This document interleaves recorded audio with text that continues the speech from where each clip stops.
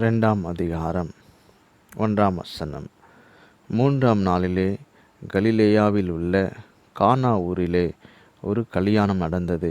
இயேசுவின் தாயும் அங்கே இருந்தாள். 2ஆம் வசனம்.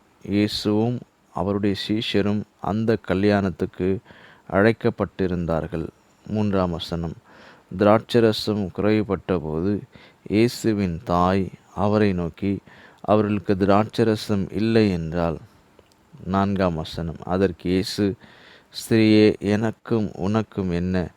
என் வேலை இன்னும் வரவில்லை என்றார். 5ஆம் வசனம். அவருடைய தாய் வேலைக்காரரை நோக்கி, அவர் உங்களுக்கு என்ன சொல்கிறாரோ அதன்படி செய்யுங்கள் என்றாள். 6ஆம் வசனம். யூதர்கள் தங்களை சுத்திகரிக்கும் முறைமையின்படியே ஒவ்வொன்றும் 2-3 குடம் தண்ணீர் கொள்ளத்தக்க 6 கற்சாடிகள் அங்கே வைத்திருந்தது. 7ஆம் வசனம். இயேசு வேலைக்காரரை நோக்கி, ஜாடிகளிலே தண்ணீர் நிரப்புங்கள் என்றார். அவர்கள் அவைகளை நிறைய நிரப்பினார்கள். 8ஆம் வசனம். அவர் அவர்களை நோக்கி, நீங்கள் இப்பொழுது மொண்டு பந்தி விசாரிப்பு காரணத்தில் கொண்டு போங்கள் என்றார். அவர்கள் கொண்டு போனார்கள். 9ஆம் வசனம்.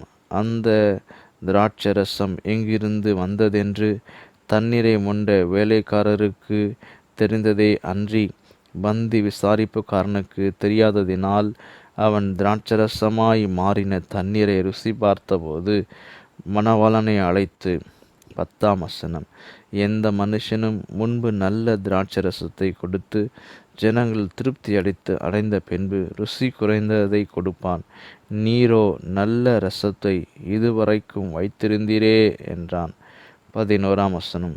இவ்விதமாக இயேசு இந்த முதலாம் அற்புதத்தை கலிலேயாவில் உள்ள கானா ஊரிலே செய்து தம்முடைய மகிமையை வெளிப்படுத்தினார். அவருடைய சீஷர்கள் அவரிடத்தில் விசுவாசம் வைத்தார்கள். 12ஆம் வசனம். அதன் பின்பு அவரும் அவருடைய தாயாரும் அவருடைய சகோதரரும் அவருடைய சீஷரும் கப்பர்நகூமுக்கு போய் அங்கே சில நாள் தங்கினார்கள். 13ஆம் வசனம். பின்பு யூதருடைய பஸ்கா பண்டிகை சமீபமாயிருந்தது. அப்பொழுது இயேசு எருசலேமுக்கு போய். 14ஆம் வசனம். தேவாலயத்திலே ஆடுகள், மாடுகள், புறாக்களாகிய இவைகளை விற்கிறவர்களையும் காசுக்காரர் உட்கார்ந்திருக்கிறதையும் கண்டு. 15ஆம் வசனம். கயிற்றினால் ஒரு சவுக்கை உண்டு பண்ணி அவர்கள் யாவரையும் ஆடு மாடுகளையும் தேவாலயத்துக்கு புறம்பே துரத்திவிட்டு காசுக்காரருடைய காசுகளை கொட்டி பலகைகளை கவிழ்த்து போட்டு.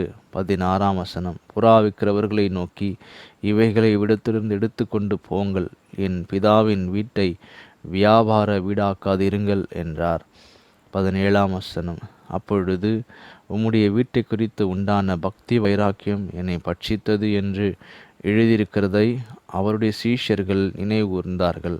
18ஆம் வசனம். அப்பொழுது யூதர்கள் அவரை நோக்கி, நீர் இவைகளை செய்கிறீரே, இதற்கு என்ன அடையாளத்தை எங்களுக்கு காண்பிக்கிறீர் என்று கேட்டார்கள். 19ஆம் வசனம். இயேசு அவர்களுக்கு பிரதியுத்தரமாக, இந்த ஆலயத்தை இடித்து போடுங்கள், 3 நாளைக்குள்ளே இதை எழுப்புவேன் என்றார். 20ஆம் வசனம். அப்பொழுது யூதர்கள், இந்த ஆலயத்தை கட்ட 46 வருஷம் சென்றதே, நீர் இதை 3 நாளிற்குள்ளே எழுப்புவீரோ என்றார்கள். 21ஆம் வசனம். அவரோ தம்முடைய சரீரமாகிய ஆலயத்தை குறித்து பேசினார். 22ஆம் வசனம். அவர் இப்படி சொன்னதை அவர் மரித்தோரிலிருந்து எழுந்த பின்பு அவருடைய சீஷர்கள் நினைவு கூர்ந்து வேத வாக்கியங்களையும் இயேசு சொன்ன வசனத்தையும் விசுவாசித்தார்கள். 23ஆம் வசனம்.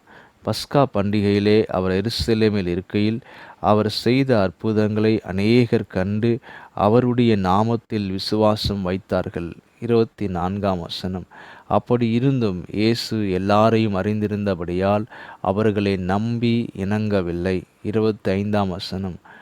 மனுஷர் உள்ளதிருப்பதை அவர் அறிந்திருந்தபடியால் மனுஷரை குறித்து ஒருவரும் அவருக்கு சாட்சி கொடுக்க வேண்டியதாய் இருக்கவில்லை.